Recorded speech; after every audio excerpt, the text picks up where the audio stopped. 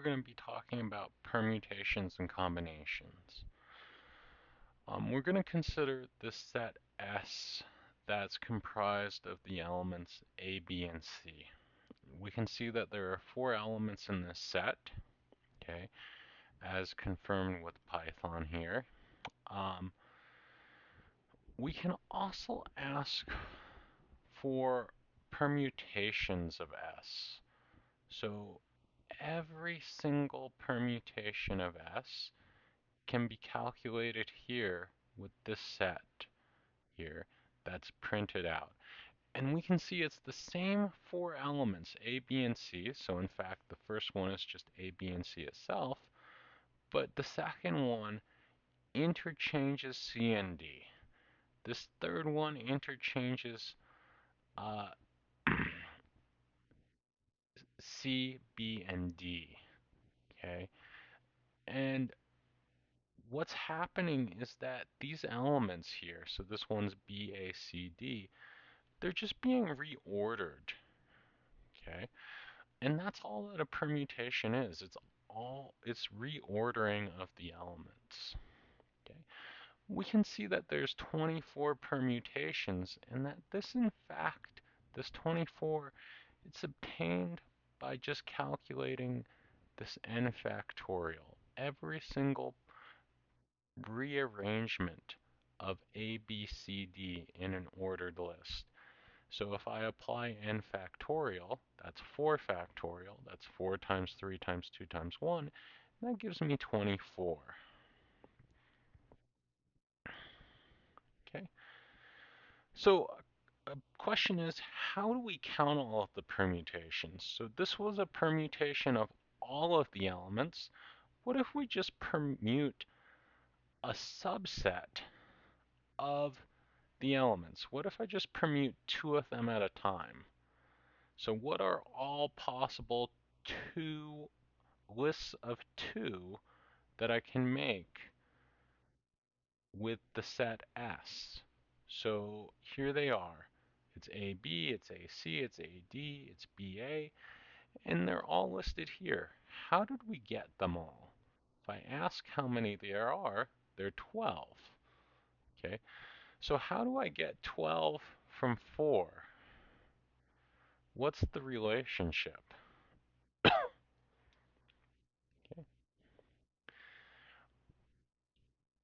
Well, I can ask how to count them.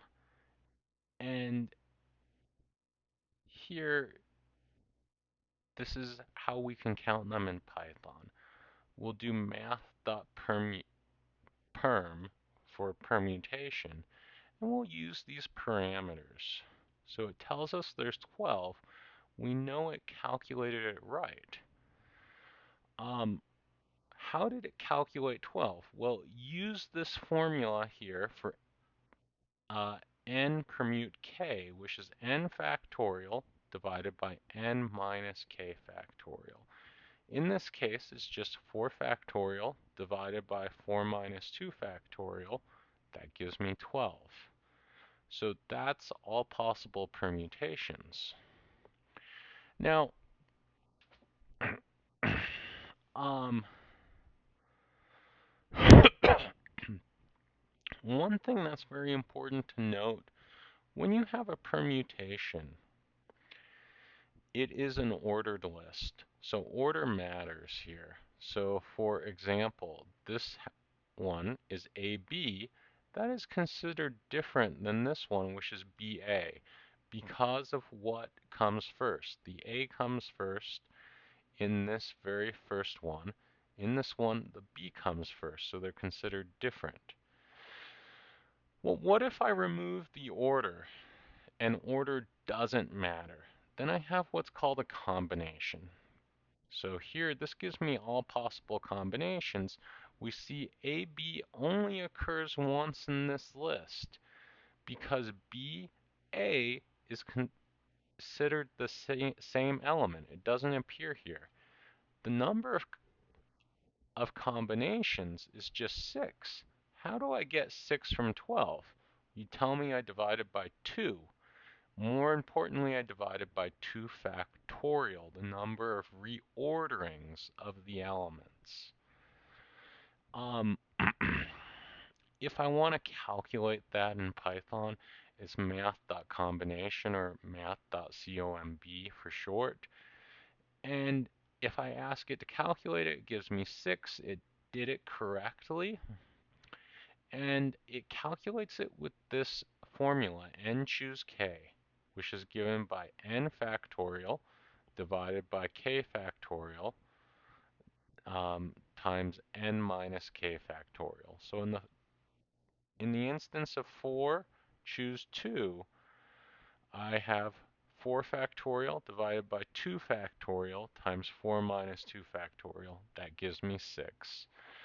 So this is a nice, easy way to calculate combinations with this formula or using the Python command. It's important to note that combinations do not care about order. AB is considered the same as BA, and that is very, very important. In fact, that's what distinguishes permutations from combinations.